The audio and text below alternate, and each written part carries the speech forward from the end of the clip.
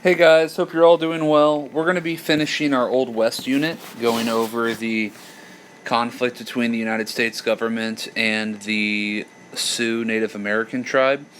And when going over that stuff, you've got to remember there is a lot more to this conflict. There is a lot more tribes who have their own conflicts. For the sake of time, we're just going to be going over the Sioux's role in it. Let me just double check, make sure this is recording. I think and hope we're good. I've recorded this lecture 3 times already, and due to technical difficulties, this is try number 4, so let's see how it goes.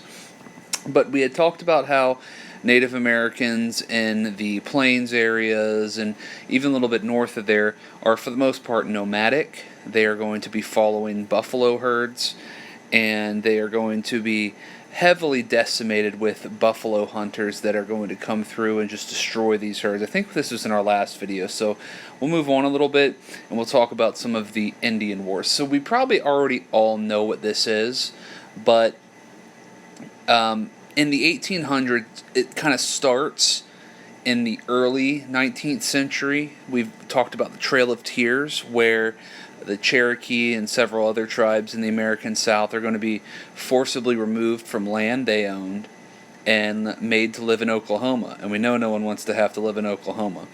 So these are called reservations. They were areas of land that weren't considered necessarily valuable, where the U.S. would move Native Americans to. Why? Because whether it was for farmland, whether it was for mineral deposits, the U.S. wanted the land these Native Americans controlled. Now, obviously, if you are someone who has moved onto a reservation, you're not going to be very happy about this. So, quite a few times, armed conflict is going to break out.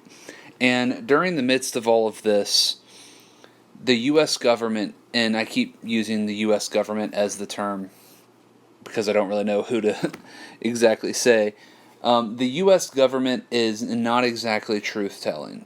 And what I mean by that is basically every treaty they sign with the Native Americans, it's like, hey, we promise we won't go into this area. And it's like, oh, they find gold. Never mind, we're totally going back on our word, we're going into this area. They break just about every single treaty they go into. Now, the specific one we're going to be talking about today is we're talking about the Sioux. The Sioux are a very, very interesting tribe to learn about and talk about. They're kind of in the Minnesota, North and South Dakota region. We're going to be going over just some of their main chieftains that lead battles against the U.S. military. And what you've also got to understand is these guys have the absolute coolest names in U.S. history. And when you hear the names, you'll be like, wow, my name is Joe. You know, like, you can't compete with a guy whose name is like Red Cloud, you know?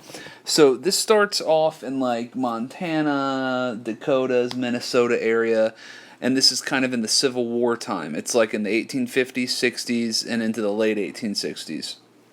And something happens called Red Cloud's War, and he's a Sioux chieftain, and he is going to start pushing back against a lot of American settlers that are going to be moving to these areas, taking over traditional Sioux territory. Now, the most famous engagement is something called the Fetterman quote-unquote massacre, and this is when a war party led by another Sioux chieftain named Crazy Horse, another incredible name, and they are going to lead about 80 different U.S. soldiers into an ambush, and all will be killed.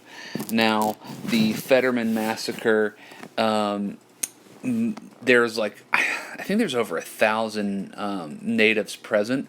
Most of them didn't even have guns. They had like rocks and clubs and bows. So when they would kill someone, they would then take their gun because they don't really have the manufacturing capability themselves.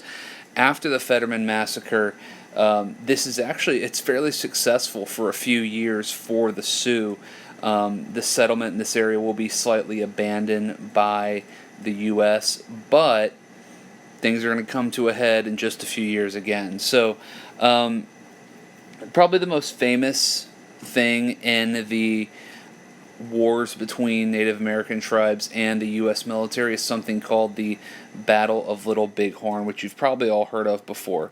So this is in a little bit after Red Cloud's War, and this area in the Dakota Territory was called the Black Hills, and it had been promised in a treaty that the U.S. would not touch it. It is sacred for the natives. We won't go in there. And we're like, look, it's the Dakotas. Why would we want to go to the Dakotas anyway? Is that place even real? Because, it's Dakota. Who cares? Then some guy, some prospector goes there and he finds gold in the hills. And we've learned about what happens when people discover about gold. So what occurs is a bunch of people start to move in, and a bunch of U.S. military regiments start heading out there to try to scout the area, maybe push some natives out. So the Sioux unite several tribes. They're led by kind of like a spiritual and war leader named Sitting Bull, another incredible name, and his number 2, his war chieftain, who's a guy named, as we learned about, Crazy Horse. And they are going to lead a U.S. cavalry detachment into a huge ambush. And they are going to basically do what the Mongols used to do. They'll a few of them ride up on their horses. The U.S. cavalry chases them off. They go around a bend. And the U.S. cavalry is like, oh, there's actually hundreds and hundreds and hundreds of guys here. The natives probably had around 1,500 guys, and they will actually kill the entirety of the U.S. cavalry that is there, led by a guy named George Custer, who was a Civil War soldier, pretty famous guy, pretty notorious in the Native American lore at the time because of his long curly hair. This is known famously as Custer's Last Stand. It's a really famous thing in Old West history, and this is going to be one of the last major victories for the Native American tribes, because although they do have these victories, they're fighting a losing battle. They're just not going to be able to compete with the sheer amount of people they're going to be out coming west. So the last major thing I want you to know about is something called Wounded Knee. So Wounded Knee it's not really a battle, it's kind of a thing. We've done a partner work talking about this already, but overall Native American rights are being taken away. After Little Bighorn, Sitting Bull is going to end up moving his people to Canada, but they're going to come back eventually and live on a reservation several years later. And this religious movement starts among the Sioux called the Ghost Dance, and it's an actual spiritual dance in which basically the natives are saying, hey, all these whites coming in, they're all going to die and we're going to take back over. And it becomes pretty popular. Sitting Bull ends up being killed over this. It's basically one of those things where it's like, oh, they went to arrest Sitting Bull and he got shot because someone was going to shoot us. And it's like, really? You probably just assassinated him. The U.S. is not really sure what to do over it. So there's this big Sioux encampment at a place called Wounded Knee Creek.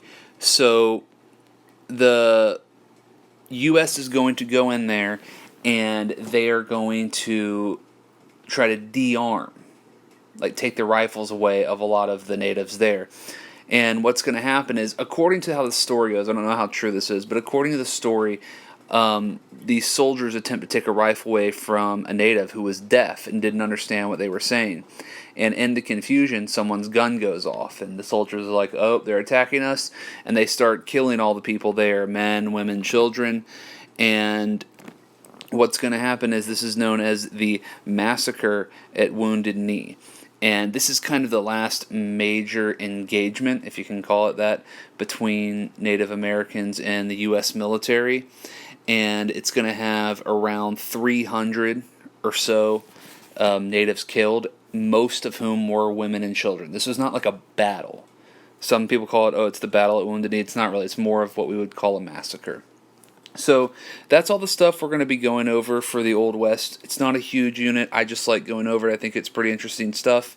Our next thing we're going to cover is imperialism in World War I, which is the most interesting slideshow of the year, which I'm very stoked for, and we'll be able to get all of it done, hopefully, before graduation. Hope you guys are all doing well, and I pray this recorded. I will be livid if it did not. See you later.